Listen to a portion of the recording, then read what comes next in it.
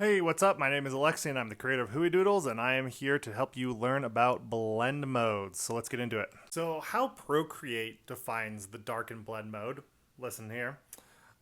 This mode does not blend pixels, but compares the base and blend colors and keeps the darker of the two. If the blend layer and the base layer color are the same, darken makes no change. So what does that mean? Well, I didn't know. So I went on a very deep dive and read probably half a dozen articles and watched a dozen YouTube videos on how to use it and what it is. And well, I didn't really learn much. It doesn't make any sense. So this video is going to be me experimenting with it, and you can see how I've kind of manipulated layers and how I got them to interact, but I didn't really ever see a useful way to use the blend mode darken. So in the comments, if you have found a way, let me know, but let's get into the experiment. All right, to start my experiment, I made this gray box with an X, black X, and I made this black box with a gray X.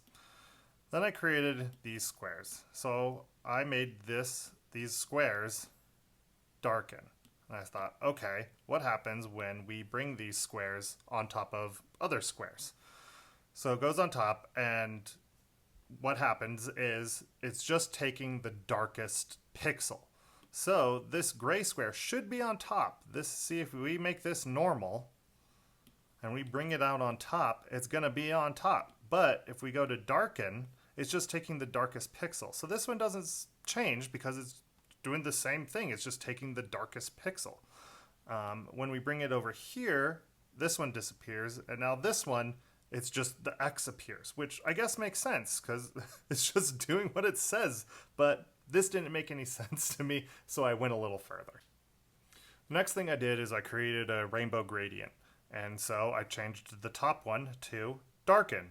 Okay, kind of weird, kind of evil-ish, but if we bring that back to normal and then we create this one to darken, nothing happens because the normal's on top. That makes sense.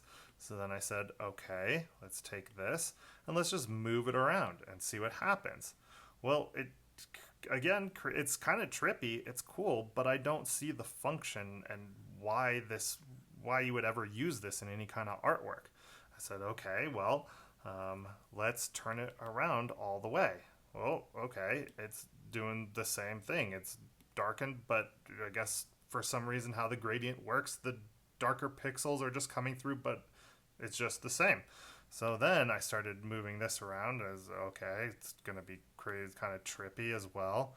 But then I started moving this around and I started getting this really cool, I don't know what you would call this, just a trippy pattern. It's very cool to see when it moves around, but again, I just don't know when you would ever use this. So the next thing I did is I created this just white background with black little waves on it, took it to darken. Okay, that makes sense. I mean, it's just, again, the darker pixels showing through. Let's turn that one off. Let's bring this one up. And we're going to turn this one to darken. That's cool. I mean, it's kind of a red. But if you're going to do something like this, where you're just going to like paint with white on here and, on here and just create this, well, there's just a lot easier way to do it. And it's just to bring something like this up front, just a black background, and just use your eraser tool and just erase from it, and you'll get the same. Well, if you turn that off, there you go. So that doesn't make any sense. So the last thing I did is I made this gray gradient here. You can see I'm going to change this top one to darken, and well, nothing really happens. I'm going to move it around, and it's just kind of stay the same, but then disappear. It's kind of trippy when you do this, but let's turn it around. Again, I don't see the practicality of this. I don't ever see myself ever using this blend mode in my artwork. So I know I just started this ProCreate channel, this YouTube channel, to do ProCreate tutorials, but I've already found myself stuck on one of the blend modes. I didn't expect this to happen, which is really funny. And out of all the research I did, I mean, it was just kind of some photo editors who were really the ones who were taking the most advantage of it, and they were just barely doing it. As a photographer for the last 15 years, I've never used it.